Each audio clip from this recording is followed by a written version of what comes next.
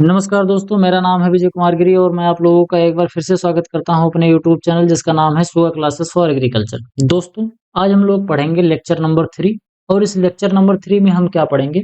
हमारी जो MCQ series चल रही थी, उसी सीरीज को हम फिर से कंटिन्यू करेंगे। यानी कि आगे मैं आप लोगों से 20 क्वेश्चन इस लेक्चर में पूछूंगा, उसको डायरेक्टली एक्सप्लेन करूंगा, कैसे इसको अप्रोच करना है। यहाँ पर मैंने जो क्वेश्चन बनाए हैं काफ़ी टफ है, मतलब बड़े कठिन से क्वेश्चन यहाँ पर मैंने थोड़े से बनाए हैं। और जो लेटेस्ट जो एग्जामिनेशन का पैटर्न है, जैसे कि आजकल जो एग्जाम होते हैं, उसमें जिस तरीके के क्वेश्चन पूछे गए हैं, उस तरीके से मैंने यहाँ पर बनाने का प्रयास किया है। आई होप आपको वीडियो पसंद आया होगा। वीडियो अगर आप देख रहे हो तो पूरा देखना। आपके जो फीडबैक हो कमेंट बॉक्स में ज़रूर देना। चलिए मैं पढ़ाना शुरू करता हूँ। सबसे पहला क्वेश्चन मैं पूछूँ, उससे पहले मैं आप लोगों को बताना चाहता हूँ कि मैंने आप लोगों के लिए एक बहुत ही अच्छा कोर्स लॉन्च कर रखा है। कोर्स का नाम है अल्टीमेट एग्रीकल्चर कोर्स। अगर आप इस कोर्स को खरीदना चाहते हैं तो यहाँ पर दिया गया जो क्यूआर कोड है, इस क्यूआर कोड को स्कैन करके मात्र 1000 रुपए का पेमेंट करके आप इस कोर्स को खरीद सकते हैं। इस कोर्स की खासियत क्या है? इस कोर्स में आपको यहाँ पर दिए गए जितने भी सब्जेक्ट हैं, ये सभी सब्जेक्ट बिल्कुल बेसिक से लेके एडवांस लेवल तक आपको अच्छे तरीके से पढ़ाए जाएंगे। और यहाँ पर मैं जो कुछ भी आपको पढ़ाऊंगा वो बाइलिंगुअल पढ़ाऊंगा। बोले तो ये दोनों भाषाओं में होगा, हिंदी और अंग्रेजी दोनों भाषाओं में यहाँ पर आपको डिटेल में पढ़ाऊंगा। इसके साथ-साथ मैं जो भी यहाँ पर कुछ भी पढ़ाऊँगा, उसका आपको मैं पीडीएफ नोट्स भी प्रोवाइड कराऊँगा। तो अगर आप इसको खरीदना चाहते हैं, तो इसको खरीद इस क्यूआर कोड को स्कैन करके खरीद सकते हैं। इसको पढ़ने के लिए बाद कोई भी कॉम्पिटिटिव एग्ज़ाम हो, चाहे वो स्टेट गवर्नमेंट का कॉम्पिटिटिव एग्ज़ाम हो, चाहे फिर सेंट्रल गवर्नमेंट का कॉम्पिटिटिव एग्ज़ाम हो, अगर आपने इसको अच्छे से पढ़ लिया, तो आपका जो एग्रीकल्चर वाला पोर्शन है, वो अच्छी तरीके से क्लियर हो जाएगा।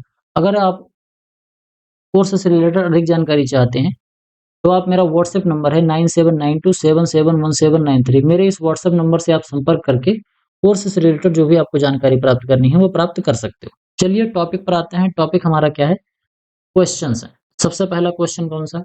सबसे पहला क्वेश्चन है, arrange the following historical event in the correct chronological order. यहाँ पर पूछा जा रहा है कि यहाँ पर जो भी हिस्टोरिकल इवेंट हुए हैं, हिस्ट्री में जो कुछ भी चीजें हुई हैं, उनको यहाँ पर एक क्रोनोलॉजिकल ऑर्डर में रखना है। बोले तो कालानुक्रमिक क्रम में इनको रखना है, यानी कि जब जो भी चीज हुआ था उसको उसी अनुसार रखना है। जैसे पहले भारत आजाद हुआ था, फिर भारत गणतंत्र दिवस बना था, फिर भारत 1 ट्रिलियन की इकोनॉमी बना था, फिर 2 ट्रिलियन की इकोनॉमी बना था, उसके बाद फिर मोदी जी आए थे, फिर 4 ट्रिलियन की इकोनॉमी बना था। इस तरीके से एक क्रोनोलॉजिकल ऑर्डर में हमको इसको अरेंज करना है। आपके जो स्टेटमेंट्स हैं वो कौन-कौन से हैं? एक तो हमारा है appointment of first irrigation commission, यानी कि प्रथम सिंचाई आयोग की नियुक्ति, ठीक। दूसरा हमारा है कृषि पर शाही आयोग, बोले तो आरसीए रिपोर्ट का प्रस्तुत करना। तीसरा है establishment of Indian metrological department, यानी कि पुणे में भारतीय मौसम विज्ञान विभाग की स्थापना। और चौथा है appointment of famine commission, Bharat में अकाल आयोग की नियुक्ति करना। ये आपके 4 स्टेटमेंट है। अब आपको इसमें बताना है कि सबसे पहले कौन हुआ, उसके बाद कौन हुआ, फिर उसके बाद कौन। थोड़ा-सा सोचो और थोड़ा-सा सोचने के बाद फिर हमें बताओ कि इसमें से चारों ऑप्शन में से कौन-सा ऑप्शन आपका सही होगा। आपने सोच लिया होगा, आपने टिक भी कर दिया होगा। अब मैं आपको बताता हूँ कि इन चारों में से आपका सही ऑप्शन होगा क्या। तो ध्यान से समझते हैं। मैं जिस तरीके से अप्रोच कर रहा हूँ क्वेश्चन को, अगर एग्जाम में ऐसे आएगा तो आपको इसी तरीके से अप्रोच करके इसको सॉल्व करना है। सबसे पहले हम देखेंगे इंडियन मेट्रोलॉजिकल डिपार्टमेंट जो था, कौन-सा? इंडियन मेट्रोलॉजिकल डिपार्टमेंट जो था, ये कब बना था? ये बना था हमारा 1875 में। ये कब बना था? 1875 में ये एस्टेब्लिश हुआ था। इसके बाद हम बात करते हैं तो हमारा जो फेमाइन कमीशन था, बोले तो कौन-सा? ये हमारा जो फेमाइन कमीशन है, ये फेमाइन कमीशन कब बना था? ये बना था हमारा 1880 में, यानी कि 1875 में तो ये हो गया, 1880 में हमारा फेमाइन कमीशन हो गया। इसके बाद जो 1901 था, 1901 में सबसे पहली बार हमने क्या किया था? फर्स्ट इरिगेशन कमीशन बनाया था। क्या? पहला इरिगेशन कमीशन जो हमारा बना था, वो 1901 में बना था। और इसके सबसे बाद में फिर हमारा रॉयल कमीशन ऑन एग्रीकल्चर आया था। और इसकी जो स्थापना हुई थी, बोले तो रॉयल कमीशन ऑन एग्रीकल्चर ने इसमें जो अपनी रिपोर्ट लगाई थी, वो कब लगाई थी? वो लगाई थी 1928 में। तो अब आपका क्लियर हो गया होगा कि सबसे पहले क्या हुआ? सबसे पहले तो इंडियन मेट्रोलॉजिकल डिपार्टमेंट एस्टेब्लिश हुआ। उसके बाद फिर क्या हुआ? अपॉइंटमेंट ऑफ फेमाइन कमीशन हुआ। इसके बाद फिर क्या हुआ? इसके बाद फिर हमारा फर्स्ट इरिगेशन कमीशन बना और फिर अंत में जाके फिर हमारा क्या बना, रॉयल कमीशन ऑन एग्रीकल्चर की रिपोर्ट सौंपी गई थी। इसमें बताया गया था कि भारत में एग्रीकल्चर में रिसर्च जो हो रहा है उसकी इस समय कंडीशन क्या है। तो आपका इस तरीके से ऑप्शन है। तो सबसे पहले क्या आएगा, सबसे पहले तो हमारा 3 आएगा, तो 3 आएगा तो यानी ये वाला गलत हो गया और ये वाला गलत हो गया। इसके बाद हमारा दूसरे नंबर पर आएगा 4, यानी कि दूसरे नंबर पर 4 होना चाहिए, तो हमारा ऑप्शन क्या है, ऑप्शन हमारा पहला जो है वो सही हो गया, क्योंकि दूसरे नंबर पर तो यहाँ 1 हो गया, तो ये भी हमारा गलत हो गया। तो हमारा जो राइट आंसर है वो कौन-सा हो जाएगा, हमारा ऑप्शन नंबर जो ए है ये बिल्कुल राइट आंसर हो जाएगा। इसका एक्सप्लेनेशन आप इस तरीके से नोट डाउन अगर करना चाहो, तो आप इसको नोट डाउन भी कर सकते हो। इस तरीके से आपको यहाँ पर इन्फॉर्मेशन दिया गया है। चलिए आगे देखते हैं हमारा अगला क्वेश्चन क्या है। अगला हमारा क्वेश्चन है, consider the following statement regarding the Indian agricultural research institute. ध्यान से समझना, यहाँ पर एग्रीकल्चरल लगा है। बहुत बच्चों से जब मैं पूछता हूँ कि IARI का फुल फॉर्म बताओ, तो वो एग्रीकल्चरल की जगह पर एग्रीकल्चर बोल देते हैं, जो कि सर्वथा गलत है। एग्रीकल्चर नहीं बोलना है, एग्रीकल्चरल बोलना है। तो यहाँ पर पूछा जा रहा है कि IARI के संबंध में यहाँ पर 2 स्टेटमेंट जो दिए गए हैं, इन दोनों स्टेटमेंट में से कौन सा स्टेटमेंट सही है, दोनों सही है या फिर एक ही सही है। आपकी स्टेटमेंट क्या क्या है, सबसे पहला स्टेटमेंट क्या है कि it was originally established at Pusa Bihar in 1905। बोले तो इसको पूसा बिहार में सबसे पहली बार स्थापित किया गया था, कब, 1905 में। दूसरा हमारा स्टेटमेंट क्या है, इट वाज शिफ्टेड टू नई दिल्ली इन 1936 and accorded the status of deemed university in 1958। ये हमारा दूसरा ऑप्शन है, यानी कि 1936 में इसको पूसा बिहार से दिल्ली शिफ्ट कर दिया गया और फिर 1958 में इसको डीम्ड यूनिवर्सिटी का दर्जा दे दिया गया। तो इन दोनों ऑप्शन में से आपके इन दोनों स्टेटमेंट में से कौन सा स्टेटमेंट सही है। अगर ओनली एक सही है, ओनली पहला स्टेटमेंट सही है, तो आपका ऑप्शन नंबर ए हो जाएगा। अगर स्टेटमेंट दूसरा सही है तो आपका ऑप्शन नंबर बी हो जाएगा। अगर दोनों स्टेटमेंट सही हैं तो ऑप्शन सी हो जाएगा, और अगर दोनों में से कोई भी सही नहीं है तो आपका ऑप्शन नंबर डी हो जाएगा। अब आप इसको सोचो और सोच के बताओ कि इन चारों में से ABCD में से कौन सा ऑप्शन आपका सही हो जाएगा। तो इसमें से जो आपका राइट आंसर होगा वो कौन सा होगा, वो होगा आपका ऑप्शन नंबर सी। क्या, बोथ स्टेटमेंट, यानी कि पहला और दूसरा स्टेटमेंट जो है ये दोनों सही है। ध्यान से समझते हैं इसकी कहानी को। 1905 में क्या हुआ, 1905 में इंडियन रिसर्च इंस्टीट्यूट जो है, जिसको हम IARI बोलते हैं, इसकी स्थापना हुई थी। जब ये इंडियन एग्रीकल्चरल रिसर्च इंस्टीट्यूट बना था, तो इंडियन एग्रीकल्चरल रिसर्च इंस्टीट्यूट उस समय पर इंडियन नहीं था, ये इंपीरियल हुआ करता था। और ये स्टेब्लिश कहाँ पर हुआ था, ये पूना बिहार में हुआ था। इसके बाद फिर क्या हुआ था कि 1934 के आसपास में क्या हुआ था, 1934 में इसमें एक बार भूकंप आ गया था। 1934 में पूसा बिहार में भूकंप आया था, और उस भूकंप की वजह से वो जो बिल्डिंग थी, जो पूसा बिहार में जिस कैंपस में ये चल रहा था IARI, वहां पर वो बिल्डिंग डैमेज हो गई थी। अब वो जब डैमेज हो गई वो बिल्डिंग, तो क्या किया गया कि 1936 में उसको पूसा बिहार से शिफ्ट कर दिया गया दिल्ली। और जब ये दिल्ली शिफ्ट हुआ, तो ये दिल्ली शिफ्ट कब हुआ, 1936 में ये शिफ्ट हो गया। इसके बाद फिर क्या हुआ कि 1958 में इसको डीम्ड यूनिवर्सिटी का दर्जा दे दिया गया। कई बार एग्जाम में पूछा जाता है कि इसको जो डीम्ड यूनिवर्सिटी का जो दर्जा दिया गया था, ये किसके तहत दिया गया था, यानी कि इसको यूनिवर्सिटी का दर्जा कौन से एक्ट के तहत दिया गया था। तो एक हमारे पास UGC का एक्ट होता है, जिसको हम यूनिवर्सिटी ग्रांट कमीशन बोलते हैं। UGC का एक एक्ट था जो कि कब आया था, जो कि आया था 1956 में। 1956 में एक एक्ट बना था UGC का, और उसी UGC एक्ट के तहत 1958 में जो IARI है, बोले तो इंडियन एग्रीकल्चरल रिसर्च इंस्टीट्यूट, इसको एक डीम्ड यूनिवर्सिटी का दर्जा दे दिया गया। तो इसका जो ऑप्शन है आपका ऑप्शन नंबर सी बिल्कुल राइट ऑप्शन हो जाएगा। चलिए आगे देखते हैं हमारा अगला क्वेश्चन क्या है। अगला क्वेश्चन हमारा है, match the rural development project, जो पहली लिस्ट में दिया गया है, और इसको चलाने वाले इसके फाउंडर्स कौन कौन से हैं। ये हमारा दोनों है। आपको यहाँ पर दिख रहा होगा कि एग्जैक्ट जब कभी एग्जाम, कोई जब टफ एग्जाम होता है जिसमें एग्जामिनर क्वेश्चन को टफ बनाना चाहता है, तो इसी तरीके से आपसे क्वेश्चन पूछता है। आपको क्वेश्चन को देखना पड़ता है, एनालाइज करना पड़ता है, फिर लगाना पड़ता है। अब वो जमाने चले गए कि जो गुरुग्राम प्रोजेक्ट था वो किसने चलाया था बताओ। इस तरीके से क्वेश्चन नहीं पूछे जाते। अब इसमें देखो आप ध्यान से, 4 क्वेश्चन है। चारों जब आपको अच्छे से पता होगा तभी आप ऑप्शन लगा पाओगे, और साथ में आपको क्रिटिकल थिंकिंग और रीजनिंग भी लगानी पड़ेगी। एनालिटिकल क्वेश्चन इसको कहते हैं। इसी तरीके का कुछ क्वेश्चन इस बार एजीटीए में जो अभी 2025 में अभी जो हुआ है एग्जाम, उसमें इसी तरीके के क्वेश्चन आए थे। बच्चे बिल्कुल धुआं-धुआं हो गए, उनको कुछ समझ में नहीं आ रहा था। अब इसको हम सॉल्व करते हैं। देखो कैसे सॉल्व करेंगे।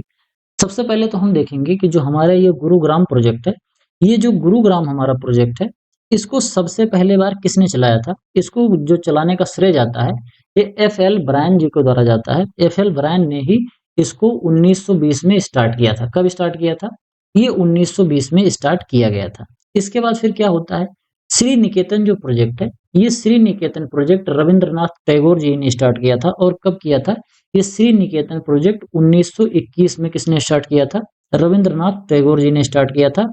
और इनके जो स्टार्ट करने का जो श्रेय जाता है वो ये जाता है कि श्री निकेतन का जो काम था वो ये काम था कि जो हमारे गांव है, गांव एरिया में जो गांव के जो लोग हैं वो सेल्फ रिलायंट कैसे बन सके, वो अपने आप में अपनी आवश्यकताओं की पूर्ति गांव में ही कैसे कर पाए, इसके लिए इस श्री निकेतन प्रोजेक्ट को चलाया गया था। श्री का मतलब धन होता है, निकेतन मतलब घर में, यानी कि अपने घर के आसपास में कैसे धन इकट्ठा हो जाए, हमारे जो संसाधन है उनका हम अच्छी तरीके से कैसे उपयोग करके एक हर गांव जो है वो सेल्फ सफिशिएंट हो जाए। उसी गांव में डॉक्टर भी है, उसी गांव में लोहार भी है, बढ़ई भी है, पंडित जी भी हैं, हर आदमी उसी गांव में है, हमको अलग से कहीं भी कुछ भी लेने जाना नहीं पड़ रहा है। इस तरीके का एक कॉन्सेप्ट हुआ करता था। इसके अलावा अगर हम बात करते हैं तो उसी साल यानी कि 2021 में ही क्या किया था, स्नेपर हिच ने ही एक काम किया था। और वो काम क्या था? मार्तंडम प्रोजेक्ट चलाया था। कब चलाया था ये? 1921 में ही इस चीज को उन्होंने चलाया था। ठीक। इसके बाद फिर हम बात करते हैं कि महात्मा गांधी जी ने क्या किया था। महात्मा गांधी ने फिर सेवाग्राम प्रोजेक्ट ये स्टार्ट किया था महात्मा गांधी जी ने। और ये कब स्टार्ट किया था? ये जो हमारा सेवाग्राम प्रोजेक्ट है ये स्टार्ट हुआ था रूरल रिकंस्टिट्यूशन के लिए। बोले तो जो हमारा रूरल रिकंस्टिट्यूशन है, यानी कि जो रूरल इंडिया है हमारा, वो अच्छे तरीके से चल पाए। तो इस तरीके से हमारा ये सभी आपको देखने को मिल रहा है। अब आपको समझ में आया होगा कि ये कैसे कैसे मैंने आप लोगों को मैच करके दिखाया। कैसे मैच करेंगे? तो हमारा एक तो गुड़गांव प्रोजेक्ट है। गुड़गांव प्रोजेक्ट किस पे गया? 3 पे गया। तो ए वाला जो है वो 3 पे जा रहा है। तो यानी कि हमारा ये ऑप्शन सही हो सकता है और ये ऑप्शन सही हो सकता है। बाकी ये दोनों ऑप्शन हमारे एलिमिनेट हो गए। अब इसके बाद हम देखते हैं जो हमारा बी वाला ऑप्शन है श्री निकेतन। तो श्री निकेतन हमारा रविंद्रनाथ टैगोर जी ने इसको स्टार्ट किया था 1921 में। तो ये जो ऑप्शन नंबर बी है ये चौथे पे जा रहा है। तो ऑप्शन नंबर बी जो है ये चौथे पे जा रहा है। तो बोले तो हमारा ये वाला ऑप्शन जो है ये बिल्कुल सही हो जाएगा, और हमारा ये वाला ऑप्शन जो बी है ये गलत हो जाएगा। तो हमारा ऑप्शन क्या है? ऑप्शन नंबर ए जो हमारा है ये बिल्कुल राइट आंसर हो जाएगा। ठीक। ये हमारा 3 क्वेश्चन कंप्लीट हुआ। आपको टाइम ज्यादा लग रहा होगा, लेकिन इस तरीके से जब आप पढ़ोगे तो ढेर सारी इंफॉर्मेशन आपको ध्यान से देखने को मिल जाएंगी। अगला हम क्वेश्चन देखते हैं। अगला है द ग्रेट बंगाल फेमाइन, जो कि 1943 में आया था, वो कौन से फंगल पैथोजन की वजह से आया था, कौन सी फसल में लगा था, ये आपको बताना है। आपके ऑप्शन इस तरीके से हैं। फाइटोप्थोरा इन्फेस्टांस, ये एक फंगस का नाम है। दूसरा है हेलिमेंथोस्पोरियम ओराइजी। तीसरा है पक्सीनिया ग्रेमिनीस ट्रिटिसाइस। और दूसरा है मैग्ना पोर्थे ओरिजा। ठीक, मैग्ना पोर्थे ओरिजा। ये 4 ऑप्शन है। आपको बताना है कि जो ग्रेट बंगाल फेमाइन आया था 1949 में, ये इनमें से किसकी वजह से आया था। तो इसमें जो आपका राइट आंसर हो जाएगा वो हो जाएगा आपका ऑप्शन नंबर बी। क्या? Option number B, helminthosporium oryzae. इसी की वजह से बंगाल में फेमाइन आया था। ये क्या होता है? इसी की वजह से ब्राउन स्पॉट डिजीज होती है। क्या नाम है उस डिजीज का? Brown spot of rice. Brown spot disease of rice, ये एक तरीके की राइस में लगने वाली डिजीज है। और जब ये डिजीज होती है तो इस डिजीज की वजह से पूरी की पूरी जो हमारी राइस की फसल होती है वो बिल्कुल अच्छे तरीके से डैमेज हो जाती है। तो इसी वजह से बहुत ढेर सारे लोगों की मृत्यु हुई हुई थी। और इसी वजह से कहा जाता है ग्रेट बंगाल फामाइन, यानी कि बंगाल में भीषण अकाल हुआ था। क्योंकि बंगाल के लोग चावल पर ज्यादा आधारित रहते थे, चावल की खेती करते थे, चावल खाते थे, मछली और चावल खाते थे। अब क्योंकि चावल का उत्पादन एकाएक घट गया तो इसी वजह से वहां पर अकाल पड़ गया और काफी लोग वहां पर मारे गए थे। तो हमारा जो ऑप्शन नंबर बी है, ये बिल्कुल राइट ऑप्शन हो जाएगा। ठीक, ये हमारा एक सिंपल सा क्वेश्चन था, इसमें कुछ ज़्यादा गणित नहीं लगाना था, आपको ज़्यादा मेहनत नहीं करनी थी। अगला हमारा क्वेश्चन है, ये भी काफ़ी आसान सा है।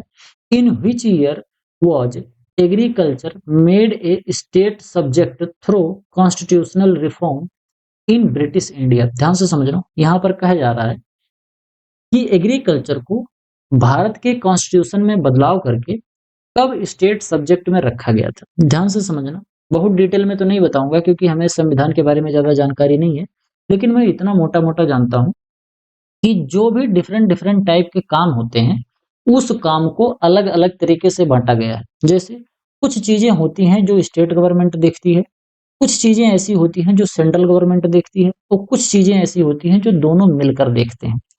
तो यहाँ पर जो बात हो रही है, यहाँ पर बात हो रही है कि स्टेट सब्जेक्ट, जैसे लॉ एंड ऑर्डर होता है, यानी कि कानून व्यवस्था किसके हाथ में होती है? कानून व्यवस्था किसी भी राज्य की, उस राज्य के जो मुख्यमंत्री होते हैं उसके हाथ में होती है, उसमें सेंटर का कोई योगदान नहीं होता है। इसी तरीके से जो एग्रीकल्चर है, ये पहले सेंट्रल सब्जेक्ट हुआ करता था, यानी कि सेंट्रल गवर्नमेंट जो होती थी वही इसको देखती थी, और बाद में फिर उसको क्या कर दिया गया? स्टेट सब्जेक्ट बना दिया गया। अब आप सोच रहे होंगे कि ये तो ब्रिटिश इंडिया की बात हो रही, भारत आजाद नहीं हुआ था, स्टेट की बात हो रही है। तो उस समय स्टेट को प्रोविंस बोला जाता था, प्रोविंस हुआ करते थे, तो वो स्टेट सब्जेक्ट उसको बना दिया गया एग्रीकल्चर को। अब जब स्टेट को इसको स्टेट सब्जेक्ट बनाया गया एग्रीकल्चर को, तो उससे बहुत ढेर सारे फायदे हुए। क्या फायदा हुआ? एक तो पूरे भारत में तमाम तरीके की क्लाइमेट है, तमाम तरीके की फसलों ग्रो करी जाती हैं, और तमाम तरीके के खेती करने के तरीके होते हैं। एक तरीके की खेती पूरे भारत में नहीं होती, हर जगह अलग-अलग चीज़ की खेती होती है। तो अगर सेंट्रल में बैठ के गवर्नमेंट कोई स्कीम बनाए और चाहे कि पूरे भारत में उसको समान रूप से लागू कर दिया जाएगा, तो ऐसा नहीं हो सकता। इसीलिए उसको हटा के स्टेट सब्जेक्ट बना दिया गया कि अपने-अपने प्रोविंस में देखो, एग्रीकल्चर को कैसे डेवलप करना है, उसको करते रहो, और साथ में कुछ ऐसी स्कीम है जो उसके बीच-बीच में हम लाते रहेंगे। तो एग्रीकल्चर को स्टेट सब्जेक्ट में रख दिया गया, जिससे हर जो प्रोविंसेस हैं, वो अपना अलग-अलग तरीके के नियम कानून बना के एग्रीकल्चर को ज़्यादा समृद्ध बनाने का काम कर सकें। तो ये तो सीधा-सीधा इस क्वेश्चन का मतलब था। क्वेश्चन यहाँ पर पूछा जा रहा है कि स्टेट सब्जेक्ट एग्रीकल्चर को बनाया कब गया था? 1905 में, 1919 में, या 1929 में, या फिर 1947 में? तो इसमें जो आपका राइट आंसर है, वो है ऑप्शन नंबर बी, बोले तो 1919 में बनाया गया था ये। ये बना कैसे था? इसको बनाया गया था मैच्योरिटी चेम्सफोर्ड सुधारो, नाम क्या था? मैच्योरिटी चेम्सफोर्ड सुधारो करके था। भारत के अधिनियम 1919 में इसका क्या कर दिया गया? इसका एक तरीके से रिफॉर्म करके 1919 में इसको एक स्टेट सब्जेक्ट बना दिया गया था। मैंने आपको बताया कि स्टेट सब्जेक्ट बनने के बाद क्या फायदे और क्या नुकसान होते थे इसकी वजह से। अगला हमारा क्वेश्चन है, वो है regarding the history of entomology in India, यानी कि जब हम एंटोमोलॉजी इन इंडिया की बात कर रहे होते हैं, इसकी हिस्ट्री की बात कर रहे होते हैं, तो इसमें से कौन सा ऑप्शन आपका बिल्कुल सही हो जाएगा? ठीक, इसमें से आप देखना, ध्यान से पढ़ना और पढ़ के आपको बताना है। तो पहला क्या है? ऑप्शन नंबर ए है कि फर्स्ट जो एंटोमोलॉजिस्ट थे, नाम था इनका लियोनले निसेवेली, जिनका था न्योल डे निसेवेली, ये अपॉइंट किए गए थे 1901 में। क्या ये सही है? अगला है सेकंड एंटोमोलॉजिस्ट एच.एम. लिफ्रॉय जो थे, ये 1903 में अपॉइंट किए गए थे। दूसरा है कि ये दोनों सही हैं, और तीसरा है कि चौथा है कि इन दोनों में से कोई भी सही नहीं है। ऊपर के किसी भी ऑप्शन में ये सही नहीं है। तो अगर आप इसको ध्यान से देखोगे तो आपको समझ में आएगा कि जो ऑप्शन नंबर सी है, ये बिल्कुल राइट ऑप्शन है, क्योंकि जो भारत में जो सबसे पहले एंटोमोलॉजिस्ट बनाए थे, उनका नाम था लियोनले डी निसेवेली, जो थे वो 1901 में अपॉइंट किए गए थे फर्स्ट एंटोमोलॉजिस्ट इन इंडिया। और दूसरा कौन था?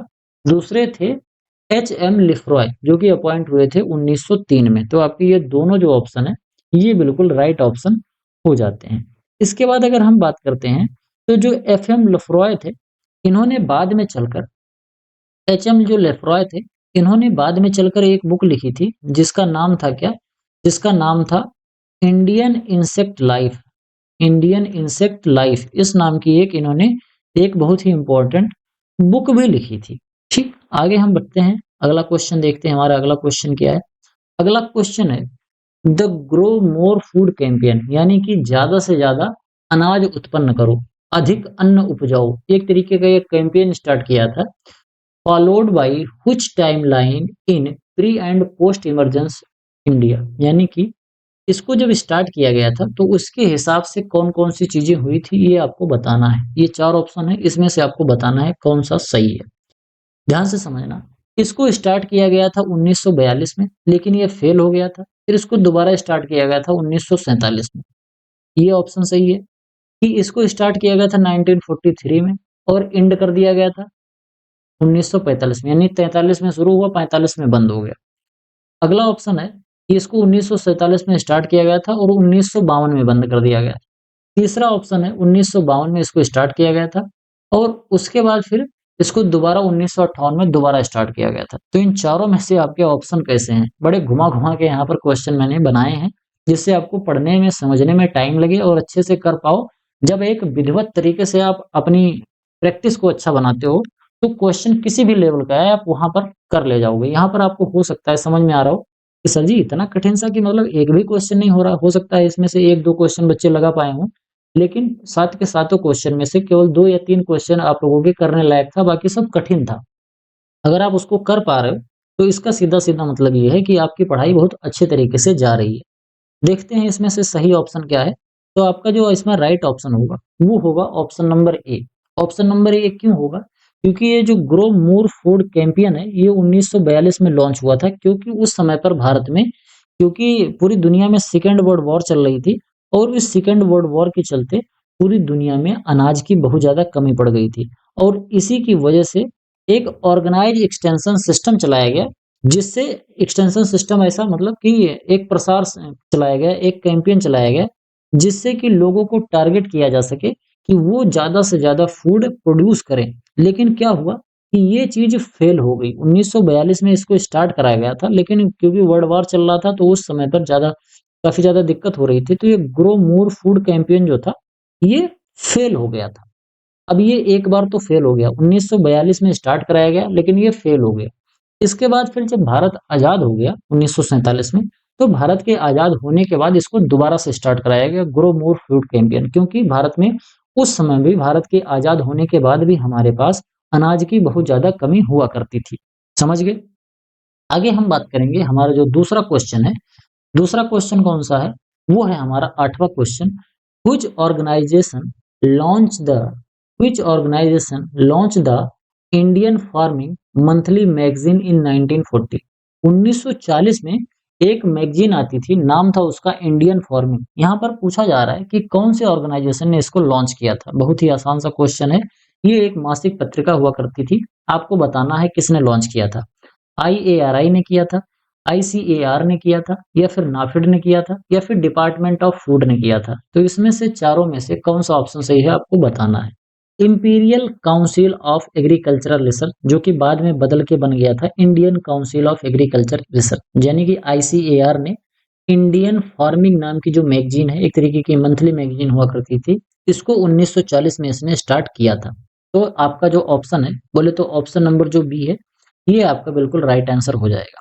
इसके बारे में हम समझते हैं कि ये जो मैगजीन हुआ करती थी, ये मैगजीन भारत में किस तरीके के साइंटिफिक डेवलपमेंट हो रहे हैं एग्रीकल्चर सेक्टर में, उसको बताने का एक तरीका हुआ करता था। इसमें नए-नए जो साइंटिफिक डेवलपमेंट होते थे कृषि के क्षेत्र में, उसको इस मैगजीन के नाम से, इस मैगजीन के माध्यम से किसानों को जागरूक कराने के लिए दिया जाता था। समझ गए यहाँ तक बात?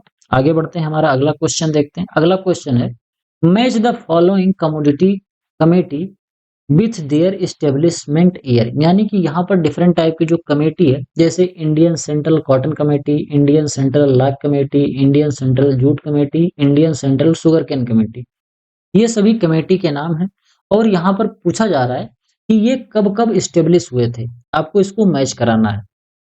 तो मैं आपको एक-एक करके बताता हूँ, कैसे आपको मैच कराना है, कैसे याद रखना है, ध्यान से समझना। सबसे पहले तो हम देखते हैं Indian Indian central cotton committee. तो इंडियन जो कॉटन कमेटी है, ये कब स्टार्ट हुई थी? ये एस्टेब्लिश हुई थी 1921 में, ठीक? यानी कि ये पहला वाला तो दूसरे पे चला गया। इसके बाद लाख कमेटी जो हमारी है, ये कौन सी? ये हमारी जो लाग कमेटी है, ये कब शुरुआत हुई थी? ये शुरुआत हुई थी 1931 में। शुरुआत नहीं मतलब एस्टेब्लिशमेंट इसका 1931 में हुआ था। सेंट्रल लाग कमेटी एस्टेब्लिश करी गई थी।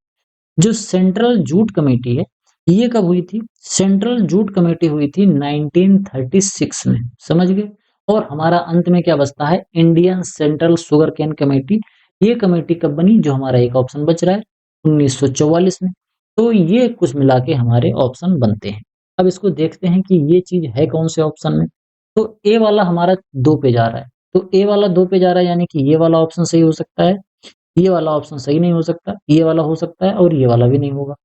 अब देखते हैं दूसरा, बी वाला जो हमारा है ये 1 पे जा रहा है। तो बी वाला 1 पे जा रहा है यानी कि हमारा ये वाला सही हो जाएगा और ये वाला यहाँ फिर गलत हो गया। तो हमारा जो ऑप्शन नंबर ए है, ये बिल्कुल राइट ऑप्शन हो जाएगा। आगे देखते हैं हमारा अगला क्वेश्चन क्या है। अगला क्वेश्चन है, what is the chronological sequence of the launch of major extension program in independent India? यानी कि स्वतंत्र भारत में जो तमाम तरीके के एक्सटेंशन के प्रोग्राम चलाए गए थे, उनका कालानुक्रम क्या था? यानी कि पहले कौन सा, फिर उसके बाद कौन सा, फिर उसके बाद कौन सा, फिर उसके बाद कौन सा, इस तरीके से आपको बताना है।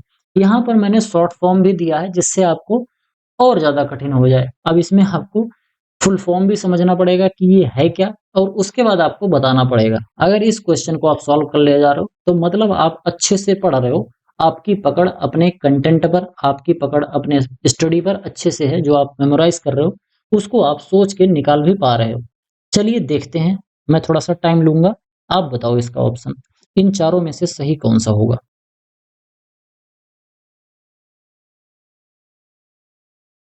तो इसमें से हम देख लेते हैं, इसमें से जो हमारा पहला ऑप्शन है, ये आपका बिल्कुल राइट आंसर हो जाएगा। कैसे हो जाएगा बताते हैं।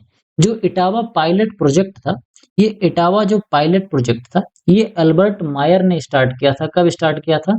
1948 में स्टार्ट किया था। दूसरा हमारा क्या था? इसके बाद लॉन्च हुआ था कम्युनिटी डेवलपमेंट प्रोग्राम, जिसको हम क्या कहते हैं? CDP बोलते हैं, कम्युनिटी डेवलपमेंट प्रोग्राम। ये कब स्टार्ट हुआ था? ये स्टार्ट हुआ था 2 अक्टूबर 1952 को। क्या हुआ था? 1952 को स्टार्ट हुआ था। एक तो 48 को हो गया, एक 1952 को हो गया। इसके बाद फिर नया हमारा आया था, वो क्या था? National extension service. ये हमारा आया था। और ये कब आया था? नेशनल एक्सटेंशन सर्विस जो आया था, ये आया था 1953 में आया था। समझ गए? यहाँ पर थोड़ा सा मैं भूल गया, मैं सोचा ये बीच में ये क्या है, तो गड़बड़ हो गया पढ़ने में ही। तो यहाँ पर 3 ऑप्शन आपके इस तरीके से हैं कि इटावा पायलट प्रोजेक्ट 1948 में चलाया गया था। किसने चलाया था? अल्बर्ट मायर ने चलाया था। इसके बाद फिर कम्युनिटी डेवलपमेंट प्रोग्राम 1952 में स्टार्ट हुआ था। और 1953 में क्या हुआ था? नेशनल एक्सटेंशन सर्विस स्टार्ट हुई थी। ये भी 2 अक्टूबर को स्टार्ट हुआ था, CDP कम्युनिटी डेवलपमेंट प्रोग्राम। और अगला नेशनल एक्सटेंशन सर्विस जो था, ये भी 2 अक्टूबर को ही स्टार्ट हुआ था। तो ये हमारे 10 क्वेश्चन इस तरीके से रहे। अगला हम देखते हैं, हमारा जो अगला क्वेश्चन है, बोले तो क्वेश्चन नंबर 11, वो क्या है? द प्रोजेक्ट PIRRCOM, जिसको हम क्या कहते हैं? पिरकॉम। ये इनिशिएटेड हुआ था 1956 में। जिसका फोकस कौन सी क्रॉप थी, ये आपसे पूछा जा रहा है। तो सबसे पहले तो आपको ये समझना पड़ेगा कि पिरकॉम क्या होता है। तो पिरकॉम मैं आपको बता दूं कि project of intensification of regional research on cotton, oil seed and millets. क्या होता है इसका? पी फॉर क्या होता है? Project for, P for project for intensification of regional research on cotton, oil seed and millets. तो ये आपका फुल फॉर्म होता है। यहाँ पर पूछा जा रहा है कि कौन कौन सी फसल इसमें थी।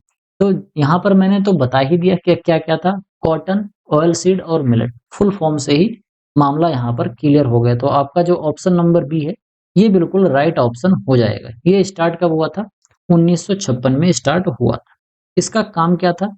इसका ये काम था कि यील्ड को कैसे बढ़ाया जाए, क्वालिटी को कैसे बढ़ाया जाए, जब हम ड्राई लैंड एरिया में इनकी खेती कर रहे हैं या फिर रेन फेड कंडीशन में इसकी खेती कर रहे हैं, तो इसका यील्ड को हम कैसे बढ़ाएं। अगला क्वेश्चन हमारा क्या है? अगला क्वेश्चन है हमारा, match the following extension efforts with their specific location. यानी कि मजदूर मंजिल, ये कहाँ पर स्टार्ट हुआ था? CRRI central rice research institute, ये कहाँ पर है? फॉरेस्ट रिसर्च इंस्टीट्यूट, ये कहाँ पर है? और D, P, P, Q and S ये वनस्पति संरक्षण निदेशालय जिसको बोला जाता है, ये सभी चीजें कहाँ-कहाँ पर है ये आपसे पूछा जा रहा है। तो आप इसको मैच करो। मैं थोड़ी देर रुक जाता हूँ।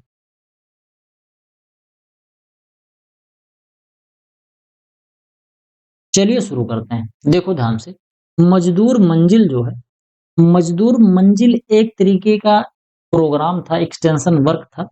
इसको इस्टेब्लिश किया था, किसने चलाया था? इसको चलाया था एसके दे ने चलाया था। ठीक, मैंने आपको पढ़ाया भी है। एसके दे ने इसको चलाया था और ये चलाया कब था? ये चलाया था 1948 में। कब चला था ये? 1948 में चलाया गया था। और ये चला कहाँ था? ये नीलो खेरी में चला था, मजदूर मंजिल, जिसको नीलो खेरी प्रोजेक्ट भी कहा जाता है। तो आपका ऑप्शन नंबर ए का जो होगा ये दूसरे में जाएगा। तो ए का दूसरे में इसमें जा रहा है और इसमें जा रहा है, यानी कि ये दोनों हमारे तुरंत ही एलिमिनेट हो गए। अब दूसरा हमारा क्या है? सेंट्रल राइस रिसर्च इंस्टीट्यूट जो CRRI है, ये कहाँ पर है?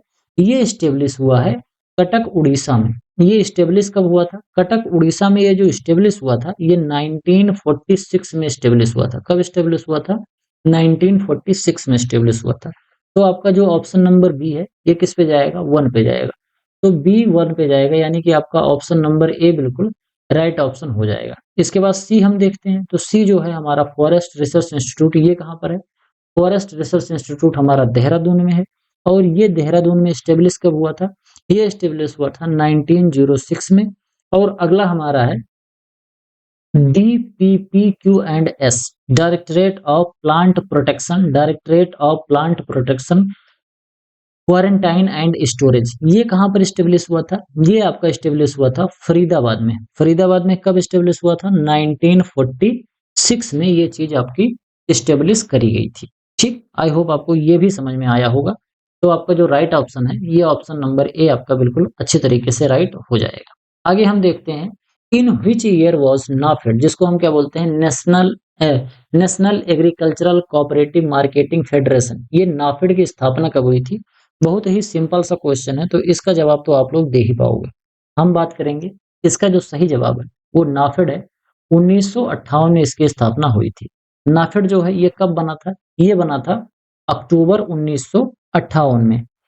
इसके अलावा हम बात करते हैं, अगला हमारा जो क्वेश्चन है वो क्या है? अगला हमारा क्वेश्चन है छप्पनिया काल।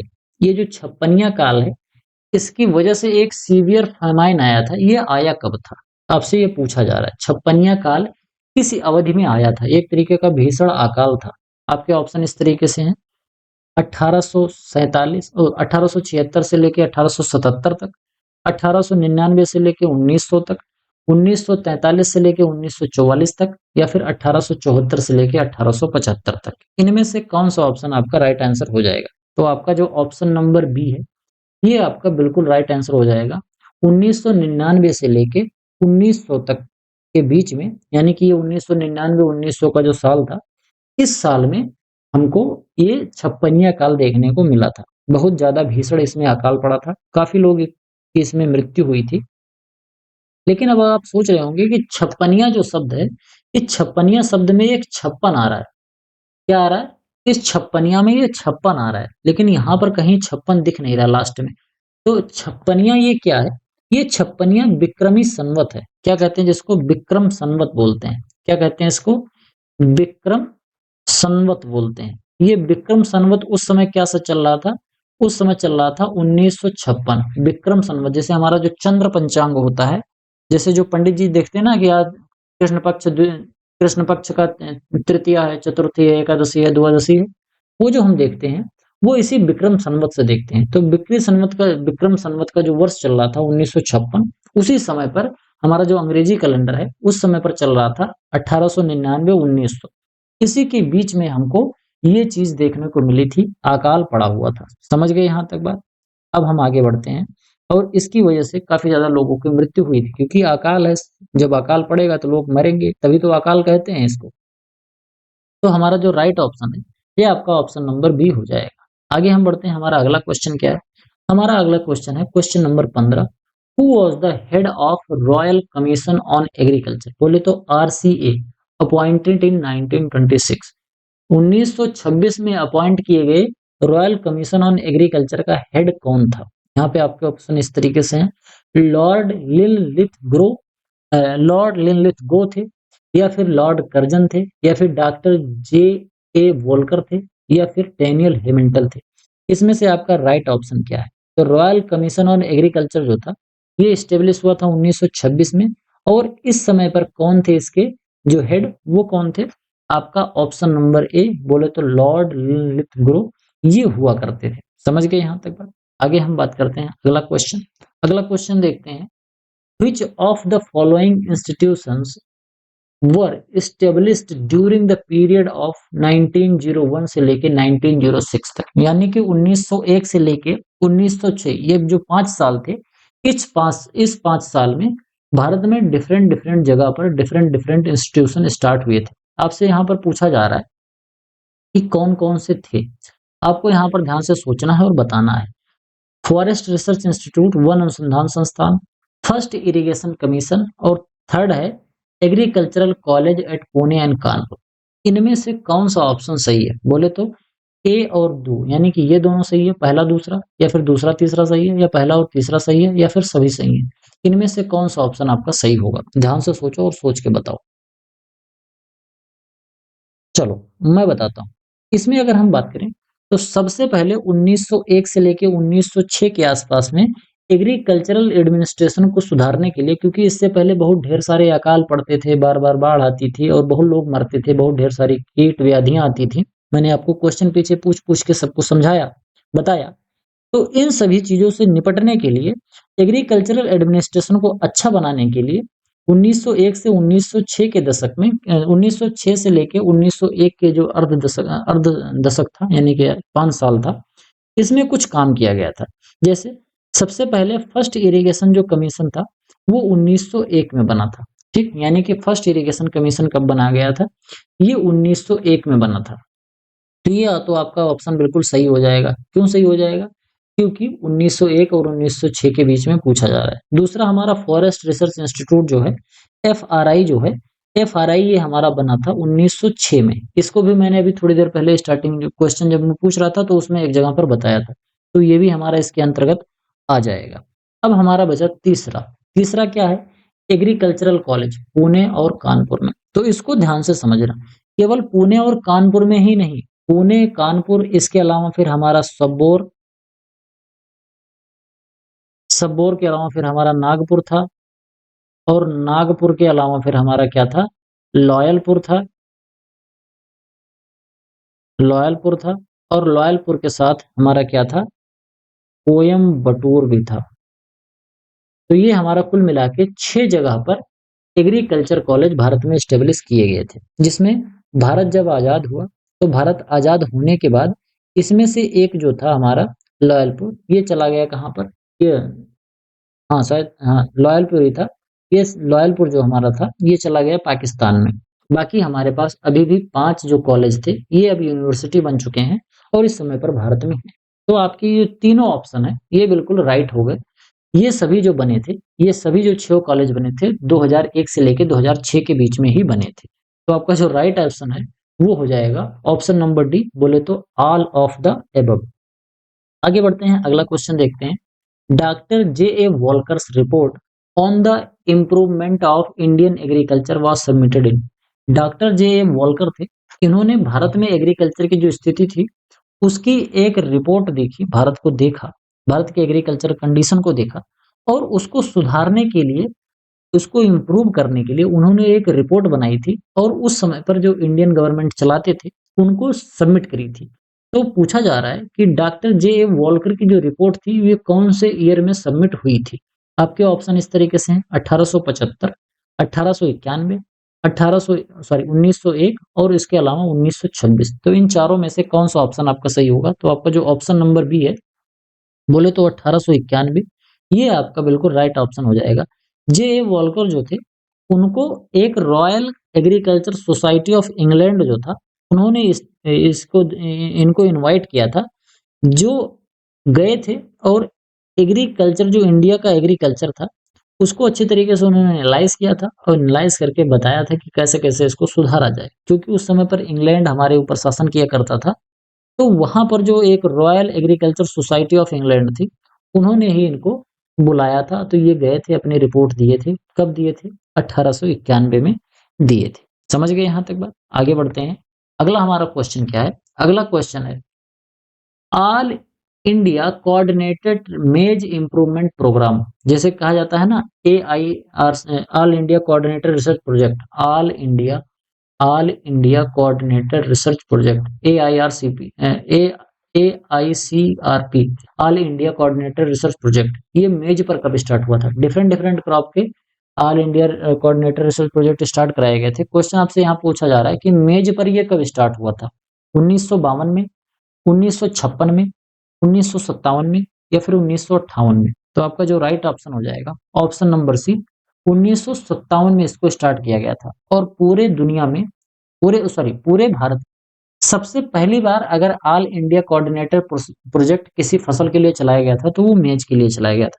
इसके बाद फिर धीरे धीरे और तमाम फसलों के लिए चलाया गया, लेकिन सबसे पहले ये मेज के लिए ही चलाया गया था। अगला हमारा क्वेश्चन है when was the department of food, यानी कि खाद्य विभाग भारत में कब बनाया गया था? ये ब्रिटिश इंडिया की बात हो रही है। ब्रिटिश इंडिया में ये खाद्य विभाग कब बना था? 1919 में बना था, 1942 में बना था, या 1945 में बना था, या फिर 1946 में बना था? तो आपका जो इसमें राइट आंसर हो जाएगा वो हो जाएगा 1942 में। खाद्य विभाग भारत में कब बना था? 1942 में बना था। बात करते हैं कैसे। तो ये जो खाद्य विभाग था ये बना था कब? जब द्वितीय विश्व युद्ध चल रहा था। तो द्वितीय विश्व युद्ध में खाद्यान्न की आपूर्ति को सुनिश्चित करने के लिए, खरीद प्रबंध करने के लिए, उसको खरीद रहे हैं, उसको कायदे से प्रबंध किया जाए, क्योंकि ढेर सारे सैनिक लड़ रहे थे तो उनको राशन भेजना है, नहीं खाएंगे क्या, लड़ेंगे क्या? तो इस वजह से इस डिपार्टमेंट ऑफ फूड को बनाया गया था द्वितीय विश्व युद्ध के दौरान। समझ गए? आगे बढ़ते हैं, देखते हैं लास्ट क्वेश्चन क्या है। Match the following committee with their specific crop, जो यहाँ पर डिफरेंट डिफरेंट टाइप के क्रॉप्स हैं और उनका जो सब्जेक्ट है वो क्या क्या है, ध्यान से समझ लेते हैं। इसमें थोड़ा सा गड़बड़ हो गया है।